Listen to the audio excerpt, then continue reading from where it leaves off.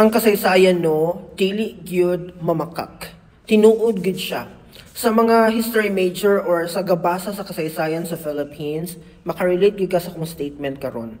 Because naka-state gina sa kasaysayan nga lisod kaayo ang paglambo sa mga Filipino or sa Philippines in general tungod kay, for example karon, naa naunta na tay maayong president given, okay, the person of Rodrigo Duterte, Tatay Digong. For me, maayo man gid siya. Kay ang iyang tumong gyud para sa taong bayan, dili sa iyahang personal interest, para sa kaayuhan sa tanan kung atong gitan-og tarong. Pero kinsay ni babag? Ang kapwa ra pud niya mga Filipino. Kinsa may gustong iyabo siya, kinsa may gustong dauton siya, ang kapwa niya mga Filipino. Mao nang dili gid ta kasabot o klaro gyud sa kasaysayan nga mauni ang hinungdan nga wala gyud paglambo ang Pilipinas. Makita nato. Di ba? Kana bang gusto kita mo bida gid ang Pinoy as in. Bilib ko. Kana bang gusto ka nga ikaw ang ma-recognize, dili ka gusto nga muangat ang Philippines nga kini siyang tawhana ang gina-look up sa mga tao kay siya'y nagsugod sa tanan. Kay balikan man ginato ang nagsugod, Tatay Digong man nag-start, nag-open up sa ato ang tanan nga maka-realize na ingani di ay ang feeling kung maayo ang atong leader. Muna karon nga gusto nila bungkago na siya nga idea and then buuhon nila balik para sila na puy maayo. Murag ana ba? No?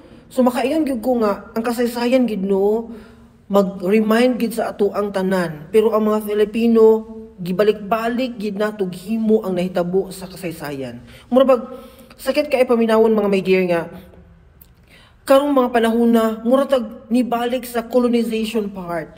Kana bang wala tay karapatan kay ako'y nabasa karon sa social media nga moabot ang point nga ipang shutdown nila ang mga kanang media or mga journalist or mga unsa pa ng mga channel diha sa social media or even kitang mga nag-create og mga content. For example, pwede ta nilang i-shutdown para dili ta makahimok sa ubang tao, dili ta maka-influence sa uban, nga i-open nila ilang eyes para sa nahimo ni Tatay Digong sa atong country. Kulba kaayo.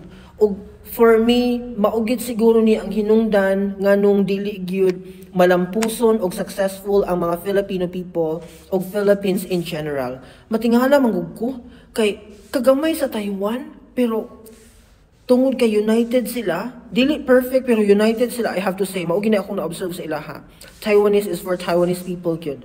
Mo nang makaingon jud ko nga dili gid ikatinga nga gabi ka successful ilahang country. Kita sa Philippines ambot kaha kung kanusa. Sayang lang gyud. Ako no sayangan jud kaay ko sa gisugdan ni Tatay Digong.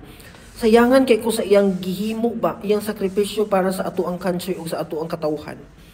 So, hopefully lang gyud si VP Inday Sara magmalig-on siya para padayon unta na ang gisugdan sa iyahang amahan ug sa mga Duterte nga leaders pa in the future kay for me mga maayo gyud sila ana. So ato lang iampo ang atong country mga my dear kay sa akong tan-aw karon Ginoo ko grabe na gyud maka-stress gid ang Philippines tan-awon. Even wala ko diha karon pero makita gid ako nga grabe na gyud ka stressful ang atong country karon as in. Murabag kitay nakahibalo unsay tama pero di nato kaya protektahan ang atong country kay wala tay power, wala ta sa posisyon kay kadto unta nang naapod unta nay capability to do so, wala man pud nila pilian nga mo support sa programa ni Tatay Digong kay syempre kinsa man puy di ba? So kung kinsay naa sa administration karon dito gyud sila mo kapit or else mayabo pud ang ilang mga pangandoy. Ingon ana. So, wa tay mahimo ani magampo ra gyud sa Ginoo ani, ang Ginoo ra gyud nakahibalo kung unsay iyahang ihatag sa atong country in the future.